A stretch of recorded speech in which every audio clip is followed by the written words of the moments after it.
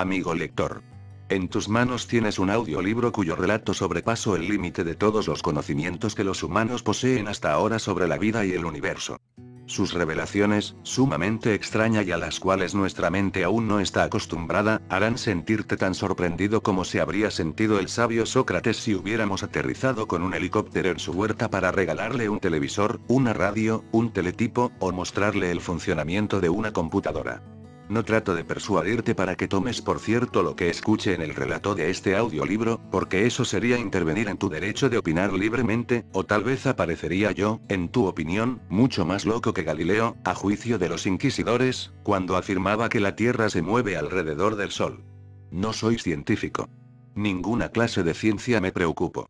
Nunca se me ocurrió pensar en por qué tendríamos que existir, cómo apareció la vida celular, cuándo y cómo se formaron las galaxias, qué originó el movimiento de los planetas, cuántos kilómetros mide el diámetro del espacio sideral, infinito, cuántas civilizaciones hay en el universo ni en cualquier otro de los tantos misterios que nos rodean. Lo único que me preocupa es la unión fraternal de los hombres y un feliz y pronto progreso de la familia humana. Solo estoy cumpliendo mi promesa, trato y seguiré tratando de comunicar al hombre una pequeña parte de lo que vi en la por ahora increíble pantalla de tiempo de un vehículo espacial, cuando me encontré con los extraterrestres, en los Andes peruanos, hace ya 15 años. Yo solo sé que este audiolibro será una locura para la gran sabiduría humana, hasta que los hombres construyan una pantalla del tiempo similar, para conocer muchos misterios más de los que vi yo. No lo olvidaré. Ivanka recordó que solo había oído de la existencia de los 10 mandamientos que Moisés había recibido de Dios. Se sorprendió y estuvo a punto de preguntarle. Zay interpretó su pensamiento y le dijo: sí, hermana, las mismas 14 reglas que yo había dado al hombre por medio de Moisés más de 1000 años atrás las entregué a Juan y le expliqué que eran la base para la enseñanza del respeto, la bondad y la unión de los hombres. Pero solo se dieron a conocer 10, las otras 4 fueron eliminadas poco a poco por la influencia negativa, años después de la muerte de Moisés. Ivanka sintió deseos de preguntarle cómo y cuáles eran los mandamientos exclusos, y él respondió: pronto lo sabrás, Ivanka, y aprenderá todo lo positivo que nosotros los apunianos conocemos y lo estamos enseñando a los demás. Un día mi hermano, cuando nos dirigíamos a Betavara, estaba muy nervioso, en una ocasión me dijo con voz amenazante: basta ya de estas maniobras innecesarias, diciendo: yo prefiero vivir con los romanos. Ellos me darán comida, ropa, casa y la autoridad de hacer lo que se me antoje. Hermano, le respondí. Es de forma de vida, que tú piensas enseñan los romanos a los hombres es solo sacrificio y nada de goce. Y me respondió: yo voy a unirme a los romanos. Me dijo gritando y partió de regreso. A pesar que yo actuaba como un terrestre, y que sus reglas me permitían oponerme a la decisión de mi hermano. Pero las normas apunianas me lo prohibían.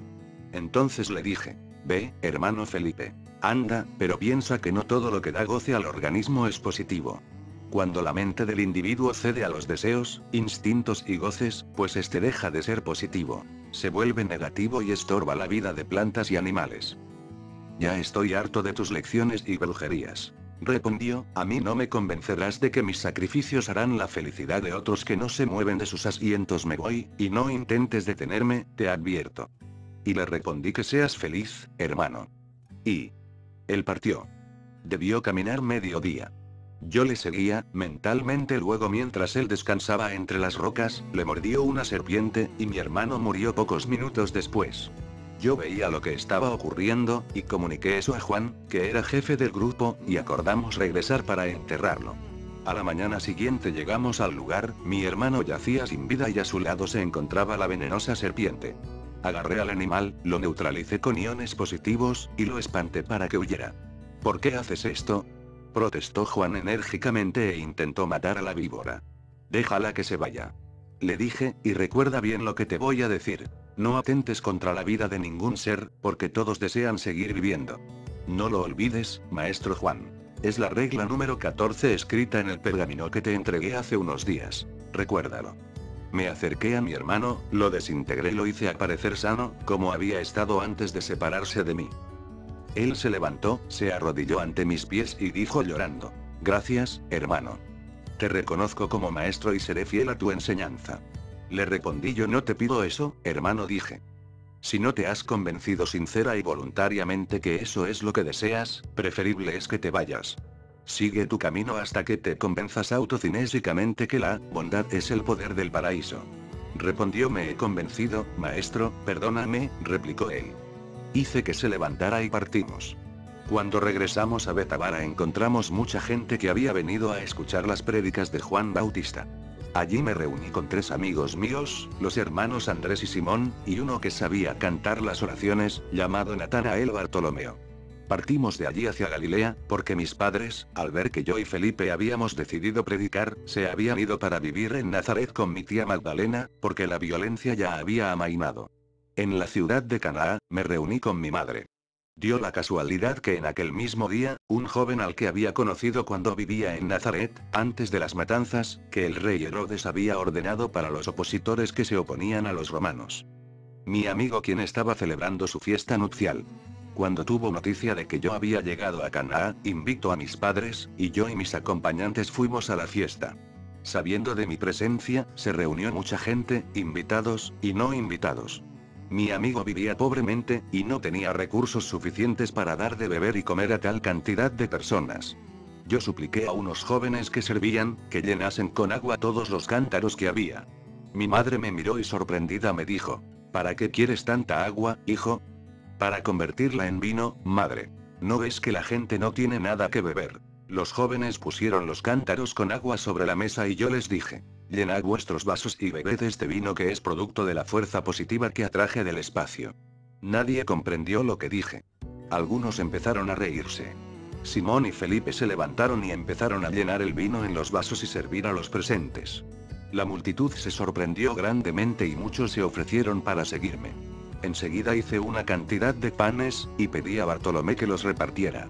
Eso fue recibido con gran emoción por todos y me pidieron que les dijera alguna palabra sabia, y les hablé así: trabajad y vivid unidos para ser fuertes. Alimentaos de plantas, de sus frutos, de sus semillas. La regla número 13, maestro, comentó Felipe. Así es.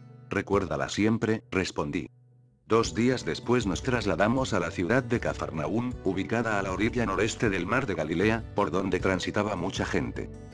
Allí nos acomodamos donde unos amigos de Felipe y empezamos a predicar. Mi tía Magdalena venía desde Nazaret, sacaba mis pergaminos del escondite y, como estaban escritos en griego koiné, lengua de uso común, a todos era fácil leerlos. Cuando acabábamos de leer unos, Magdalena nos traía otros, mientras tanto, yo seguía escribiendo y mis colaboradores seguían conociendo mi ideología, tornándose positivos poco a poco. Ivanka pensó: ¿por qué había de escribir en griego koiné? ¿Acaso los galileos no tenían su propio idioma? Zay interpretó su pensamiento y le respondió: en aquella época, Ivanka, por las tierras donde yo predicaba se hablaban muchos idiomas, y cada persona tenía que saber hablar varios. Se hablaba arameo, hebreo y latín, lengua que imponían los romanos, y en las calles, mercados y casas comerciables, un griego mezclado con varios otros idiomas, pero que se había convertido en idioma popular. Mis planes eran emanar positivamente a los pueblos oprimidos en las zonas de judíos y árabes, y luego trasladarme a Roma, para hacer lo mismo con los opresores. Los idiomas latín y griego se utilizaban también, además de en Grecia y Roma, en muchas otras naciones. En aquella época la mayor parte de la gente hablaba la lengua greco-latina o koiné. No lo olvidaré, Zay, dijo Ivanka respetuosamente, y él continuó. Cuando nos hubimos preparado, partimos otra vez para Nazaret. Allá la influencia del egoísmo, creado por la opresión de los romanos, tenía bastante fuerza. La gente con ánimo más positivo estaba en Canaá. Y regresamos a ese lugar. En la ciudad me avisaron que el hijo de un colaborador del gobernador romano estaba moribundo. Nos dirigimos hacia allá, pero cuando llegamos, el niño había ya fallecido. Su padre estaba sollozando y la madre había sufrido una fuerte impresión por la muerte del niño, enloqueció. Por la tristeza que agobiaba a los presentes, nadie se dio cuenta de nuestra llegada. Me acerqué al cadáver, pero el padre, desesperado de dolor, me agarró del hombro y gritó: ¿quién eres tú, para que te acerques a mi hijo? Soy el maestro, portador del mensaje de la fraternidad. Enseño reglas de bien y vengo a revivir a tu hijo. Si estás bromeando, te quemaré antes del entierro.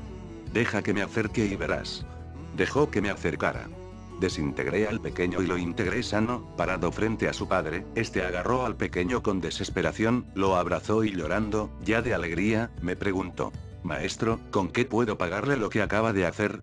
Me dirigí hacia la madre del niño, que se encontraba atada, corté las sogas que la sujetaban, y ella, sana, corrió y abrazó al niño, que se encontraba en brazos de su esposo. Maestro, le suplico que me responda, dijo el hombre arrodillándose. Levántate, amigo, y ama a tu prójimo como a ti mismo. No lo olvidaré. Esto es todo lo que debes. La madre del niño corrió hacia mí y abrazó mis rodillas. Yo le supliqué que se levantara y me retiré. En el camino Simón me preguntó. Maestro, acaba de decir la regla número 11, ¿no es así?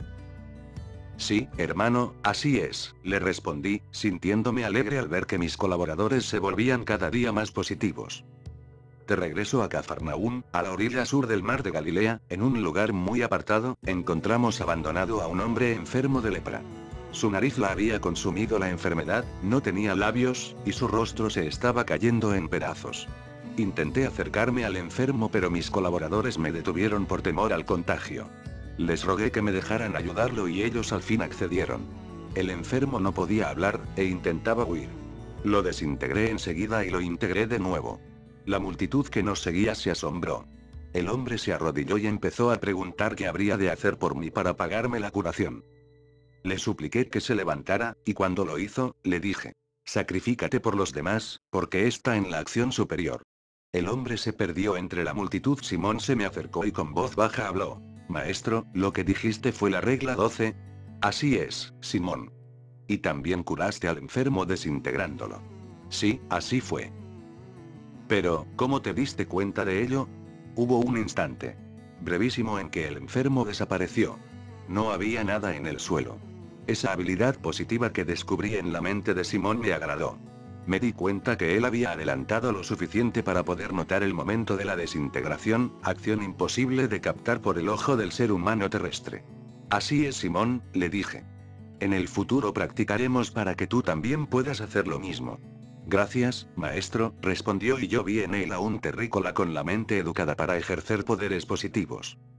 En aquella ocasión Simón me recomendó aceptar a 3 colaboradores más, Santiago, Juan y Mateo. Accedí. Los bautizamos, les dimos las reglas de nuestra enseñanza, y partimos hacia el sur para festejar la Pascua en Jerusalén. Durante aquel viaje fuimos recibidos con júbilo en muchos lugares. Una gran cantidad de gente judía empezaba a adherirse a nuestra enseñanza y muchos venían a seguirnos y ayudarnos. Llegamos a Jerusalén y encontramos allí mucho entusiasmo. En Jericó y Betania tenían noticias de las acciones positivas que habíamos efectuado en Galilea y Samaria. Por eso nos aceptaban como maestros y guías. Después de la celebración de la Pascua, fui a despedirme de los parientes de mi madre en Betania, y de regreso Simón y yo intuimos un peligro. 2 soldados romanos y 3 civiles de Jericó nos habían preparado una emboscada, entre los olivares de Getsemaní. Cuando estábamos pasando, Simón, Felipe y Mateo fueron atrapados. Yo había quedado atrás unas decenas de pasos, y cuando vi la pelea, detuve a los agresores paralizándoles su fuerza. Simón se lanzó sobre ellos para matarlos, pero yo se lo impedí. Él comprendió mi intención y se calmó. Reuní entonces más iones positivos y devolví la fuerza a los agresores. Los 3 lugareños y un soldado se alejaron respetuosamente. Pero un romano se acercó y, arrodillado, me dijo: Maestro, quiero ser mejor de lo que soy. Enséñame. Le pregunté: ¿qué quieres que haga por ti, hermano? Me respondió: deje que le siga. No importa que me maten los romanos. Yo quiero morir escuchándole hablar. Respondí: levántate y sígueme, dije. Él obedeció. En Jericó encontramos mucha gente que nos esperaba. No les conté lo ocurrido. Entre esos seguidores escogí 5 colaboradores más. Partimos hacia el norte, para establecernos en la región del mar de Galilea. Mas apenas nos habíamos alejado 2 días de camino de Jerusalén, vi mentalmente que mi tío Lázaro estaba muriendo. Entonces dije a Simón que siguiera predicando con los demás colaboradores. Yo regresé a Betania. La pena agobiaba a la hermanas de Lázaro, y a sus allegados.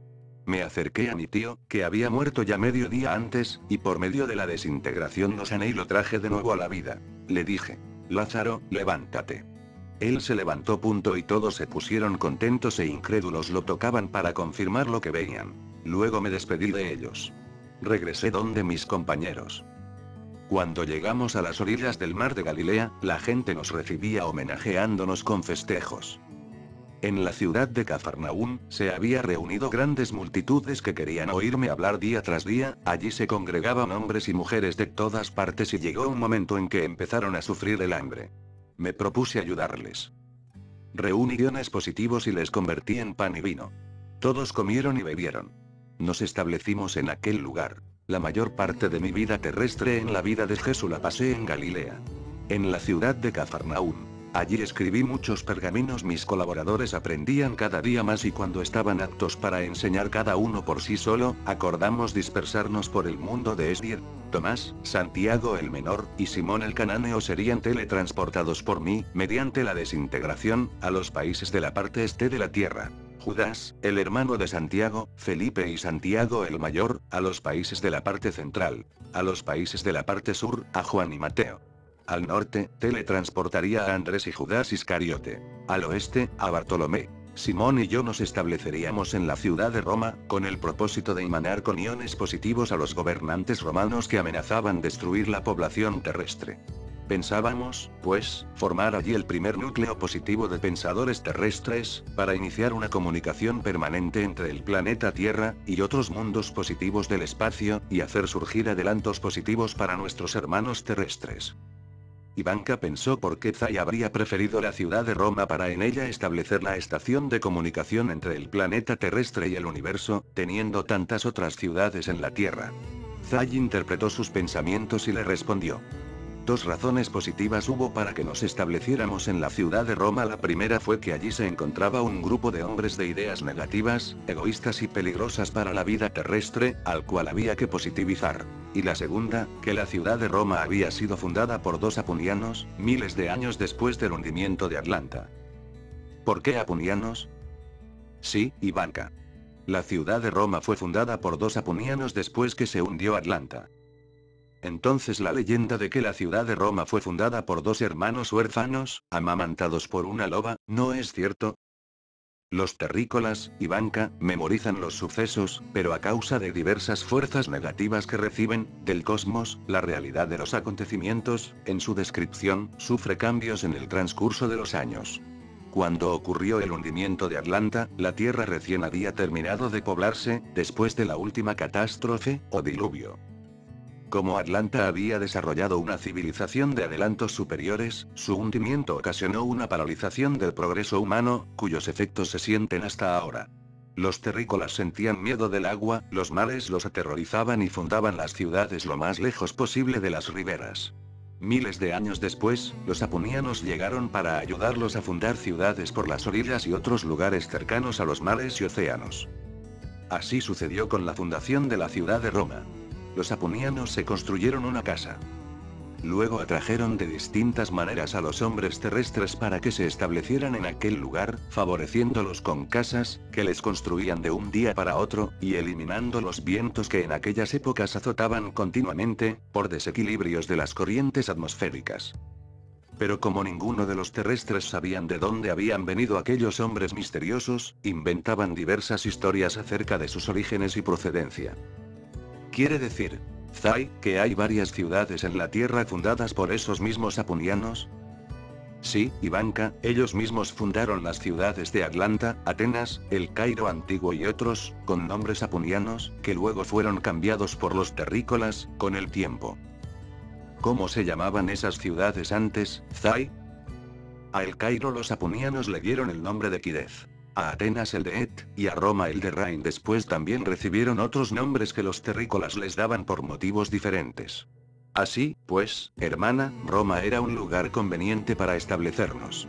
Mas a pesar que los hombres aceptan las enseñanzas positivamente, yo sabía que surgirían dificultades con el egoísmo, puesto que las células de cada ser terrestre contienen ensimios afectados por los rayos solares, lo cual determina el grado de negatividad de cada ser. Gracias por escuchar este video audio, espero que os guste y podáis sacar provecho de él como he hecho yo. No pretendo convencer a nadie de lo expuesto, en este hermoso relato. Si te gusta inscríbete a mi canal, o deja un comentario, exprésate libremente sin limitaciones con lo que sientas en este momento, y escucha el próximo capítulo. No lo olvidaré. Un mundo sin dinero.